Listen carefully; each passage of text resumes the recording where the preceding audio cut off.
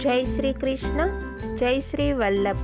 આજના રાધે કૃષ્ણ સત્સંગમાં શ્રી આચાર્યજી મહાપ્રભુજીના સેવક અને કાશ્મીરના નિવાસી માધવ ભટ્ટની વાર્તાનો પ્રસંગ કરીશું.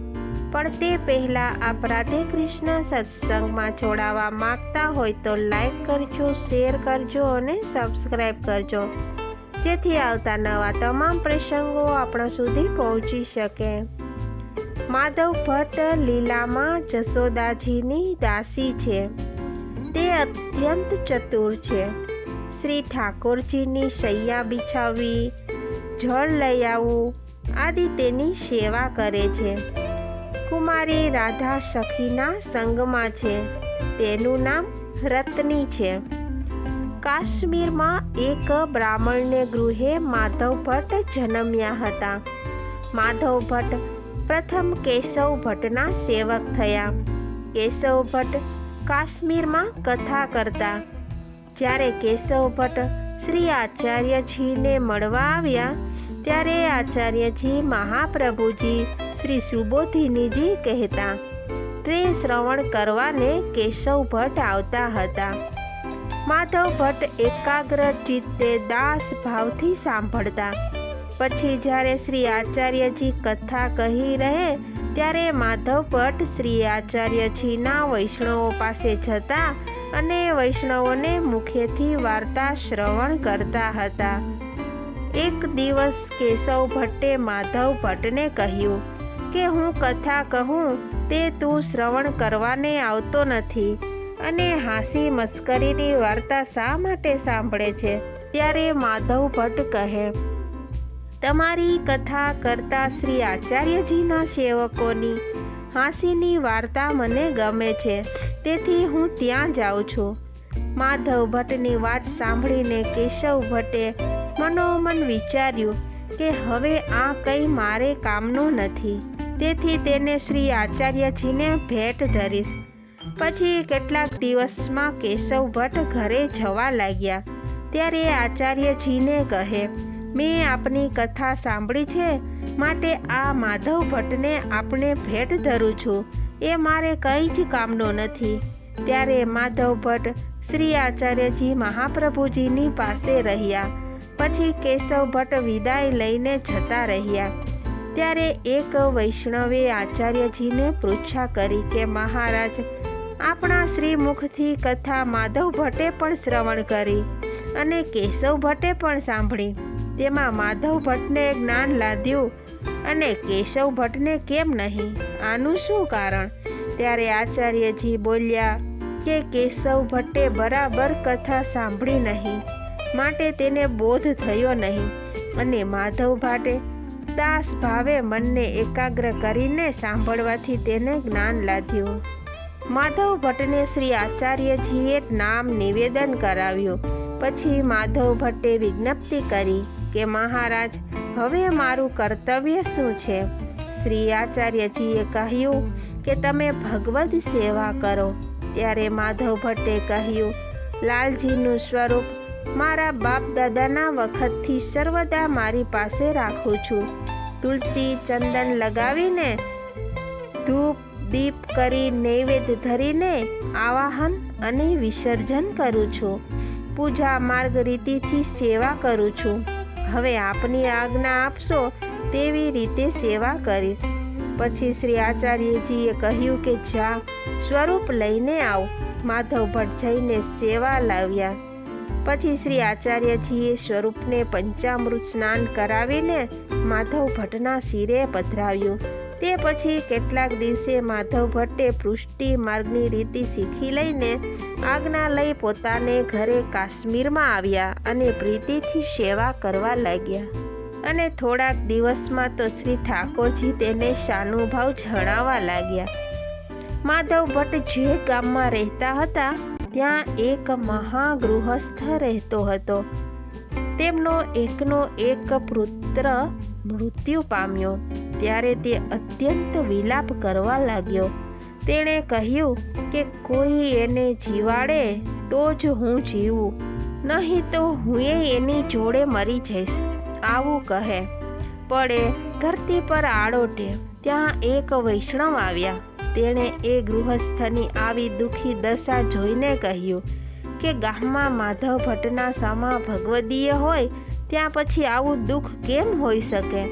આ સાંભળીને એ ગૃહસ્થ માધવ ભટ્ટની પાસે દોડતો આવ્યો. દંડવત કરીને અત્યંત વિલાપ કરવા લાગ્યો અને બોલ્યો કે તમે તો મહાપુરુષ છો. મારો એકનો એક પુત્ર મૃત્યુ પામ્યો છે, તેને જીવતો કરો, નહીં તો એની સાથે હુંય મરીશ. એ પ્રકારે તેને અત્યંત દુઃખી જોઈને માધવ ભટ્ટને ઘણી દયા આવી. તેથી માધવ ભટ્ટે એક શ્લોક કર્યો અને શ્રી ઠાકોરજીની આગળ ધર્યો. આ શ્લોક સાંભળીને શ્રી ઠાકોરજી કહે છે, આ તે કેટલી વાત છે. તને દયા આવી તો એને જઈને કહે કે તારો પુત્ર જીવ્યો. ત્યારે માધવ ભટ્ટ બહાર આવીને કહે કે તારો પુત્ર જીવ્યો. ગૃહસ્થના મનમાં થયું કે કંઈ ઔષધિ તો આપી નથી, ફક્ત મુખેથી કહ્યું. એટલામાં તો ગૃહસ્થના ગૃહના મનુષ્ય કહ્યું કે તમારો પુત્ર જીવ્યો, વધામણી દો. ત્યારે તે ઘરમાં દોડતા ગયા અને જુએ છે તો પુત્ર તો જીવતો થયો છે. પછી વધામણી કરી અને કહ્યું, માધવ ભટ્ટ તો મહાન ભગવદીય છે, જેના આવા વચન છે કે જીવ્યો કહેતેય વારમાં જીવ્યો. પછી રાત્રે માધવ ભટ્ટે મનોમન વિચાર્યું કે આ મેં ઘણું અયોગ્ય કાર્ય કર્યું છે. આ સંસારમાં અસંખ્ય જીવો દુઃખી છે, માટે હવે આ ગામમાં વસવાટ કરવાનો ધર્મ નથી. તેથી અડધી રાત્રે ઠાકોરજીને ઝાંપીને પધરાવીને ચાલવા લાગ્યા. અડેલમાં આવીને શ્રી આચાર્યજીની પાસે આવીને રહ્યા. માટે વૈષ્ણવે દયા પણ ઘણું વિચારીને કરવી. લૌકિકમાં મહાત્મ્ય પ્રગટ કર્યાથી ગામ છોડ્યું, ત્યારે ધર્મ રહ્યો નહીં. તો પછી ઘણું દુઃખ થતું. લૌકિકની જેમ રહે તો ધર્મ રહે. શ્રી ઠાકોરજીને પરિશ્રમ નહીં થાય, વૈષ્ણવને દુઃખ નહીં થાય. માધવ ભટ્ટ સર્વ સામર્થ્યશાળી હતા તો પણ નાસી છૂટવું પડ્યું. માટે વૈષ્ણવોએ તો ખૂબ વિચારપૂર્વક કાર્ય કરવું. માધવ ભટ્ટને તો લખવાનો તો ઘણો અભ્યાસ હતો. શ્રી આચાર્યજી મહાપ્રભુજીએ શ્રી ભાગવતની ટીકા શ્રી સુબોધિનીજી કરી તે માધવ ભટ્ટ લખતા જાય. જ્યાં તેઓ સમજતા નહીં ત્યાં કલમ મૂકીને બેસતા. પછી માધવ ભટ્ટને શ્રી આચાર્યજી સમજાવતા ત્યારે વળી પાછા લખતા. વળી શ્રી માધવ ભટ્ટ શ્રી આચાર્યજી સમક્ષ આવીને એ રીતે બેસતા કે પગ દેખાય નહીં. એક વખત શ્રી આચાર્યજી મહાપ્રભુજી જ્યારે પરદેશ પધારતા તેમની સાથે માધવ ભટ્ટ હતા. શ્રી સુબોધિની લખતા. એક દિવસ અંતિમ રાત્રિએ માધવ ભટ્ટ લઘુ શંકા કરવાને માટે ગયા.